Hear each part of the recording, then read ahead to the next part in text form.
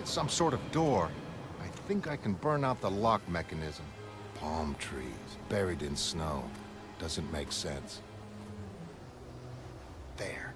Open sesame. Nervous? Well, my stomach feels weird and my balls are all shriveled up, so yeah, I guess nervous will do. You know, this must be how ordinary people feel. This must be how ordinary people feel around us.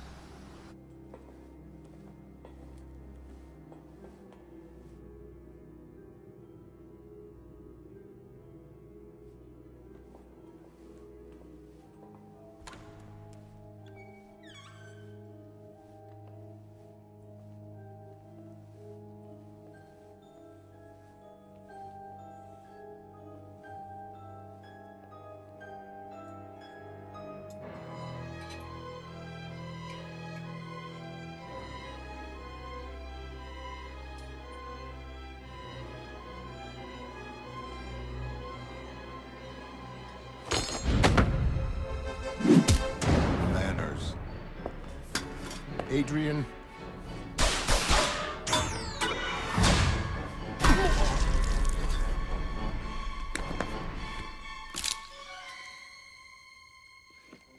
Now, what can I do for you? Damn it, you know what this is about. Pyramid deliveries are behind this whole mess, and you're behind Pyramid. Christ, Adrian, what are you trying to do? I'm trying to improve the world, like when I started out. My first case made it seem possible to end injustice by demolishing crime syndicates. This notion that criminals monopolized evil was itself demolished by my second case. I investigated the mid-50s disappearance of Hooded Justice. An operative, government sources revealed, had tried unearthing him back then, reporting failure. Unearthing the operative proved easier. Edward Blake.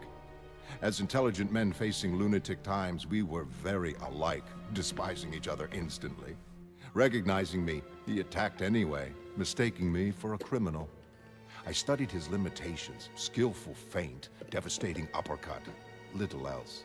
He won in the short term. Had Blake found Hooded Justice, killed him, reporting failure, I can prove nothing. We next met in 1960. I avoided him, more fascinated by John. Still, I observed Blake over the years. Know what? He was in Dallas, minding Nixon the day Kennedy died. Nobody's sure why Nixon was there. Ever read JFK's intended speech? We in this country, in this generation, are by destiny rather than choice, the watchmen on the walls of world freedom. Was he rehearsing it, perhaps, as the motorcade reached the plaza, never suspecting that on the walls of world tyranny, crosshairs watched him? We all realized then how bad things were. I continued adventuring, but it seemed hollow. I found only the symptoms, leaving the disease itself unchecked. I felt helpless against forces greater than any I'd anticipated. Too cowardly to confront my anxieties, I had life's black comedy explained to me by the comedian himself at the Crime Busters fiasco in '66. He discussed nuclear war's inevitability, described my future role as smartest guy on the cinder, and opened my eyes. Only the best comedians accomplish that. I remember the charred map between my fingers. Nelson saying, "Someone's got to save the world." That's when I understood. That's when it hit me. Hi. Gloria? I knew you came this way home, so I figured I'd meet you from work. I'm not ready to visit back at the apartment just yet. Just yet?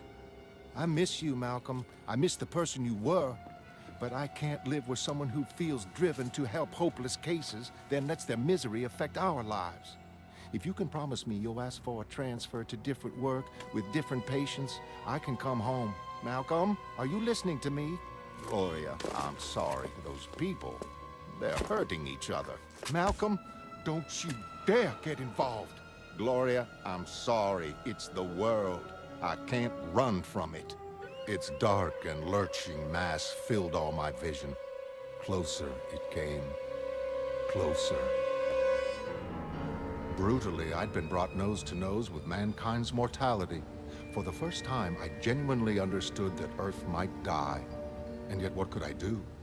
I saw East and West locked into an escalating arms spiral, Here was a knot to try even Alexander's ingenuity.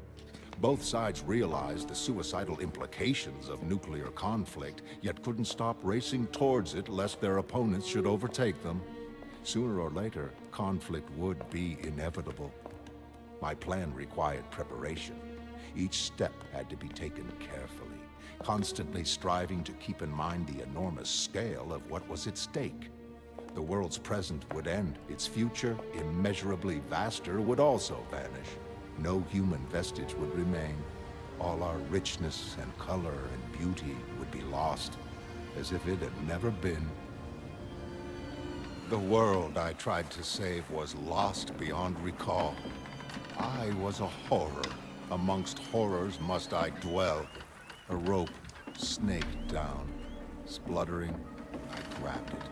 See, people don't reach out and make contact.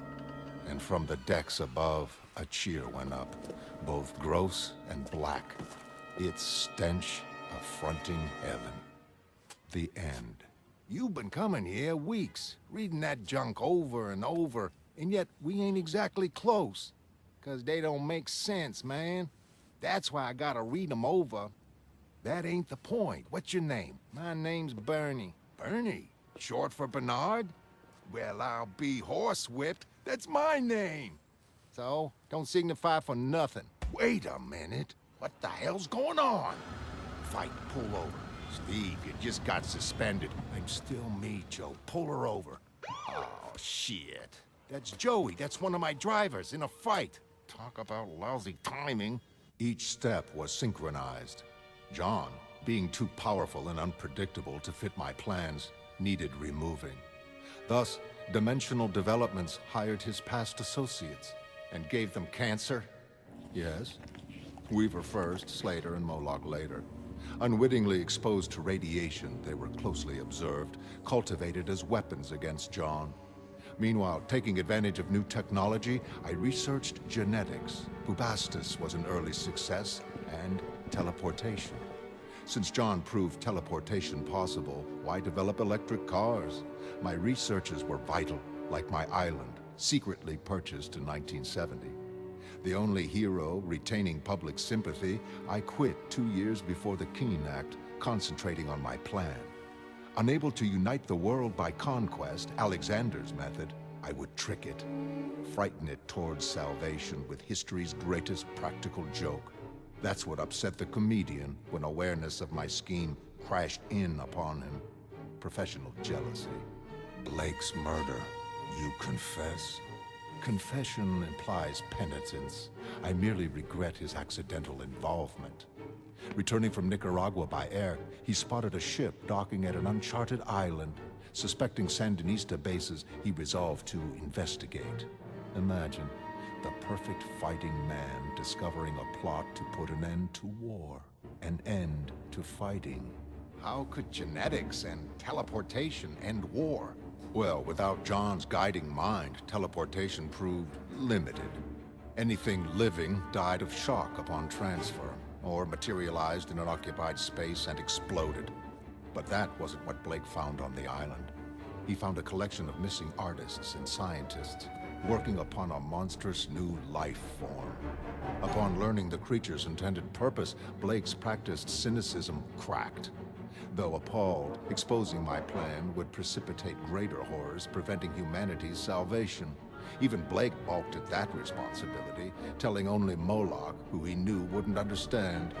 But I had Moloch's place bugged, and I understood perfectly.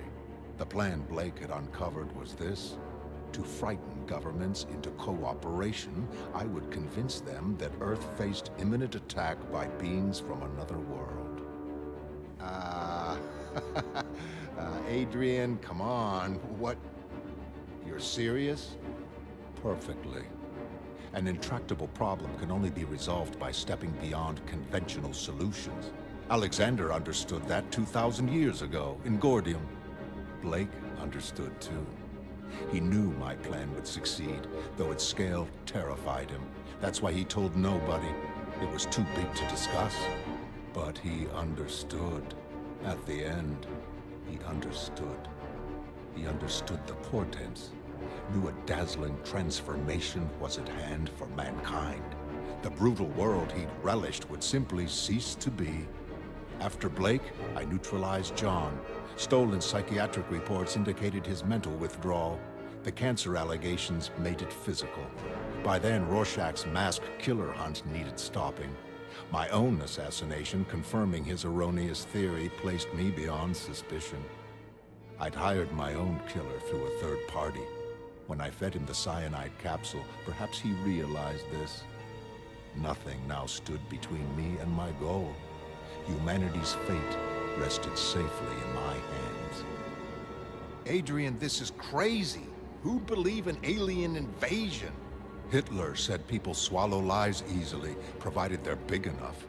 I planned to build my monster, teleport it to a certain destination. Said teleportation unworkable. It works fine, assuming you want things to explode on arrival. Teleported to New York, my creature's death would trigger mechanisms within its massive brain, cloned from a human sensitive. The resultant psychic shockwave, killing half the city. Adrian, I'm sorry. You need help. I know this half New York stuff is bullshit, but I'm still glad we got here before you got deeper into this mess. Christ, you seriously planned all this mad scientist stuff? I mean, when was this hopeless black fantasy supposed to happen? When were you planning to do it? Do it? Dan, do you seriously think I'd explain my master stroke if there remained the slightest chance of you affecting its outcome? I did it 35 minutes ago.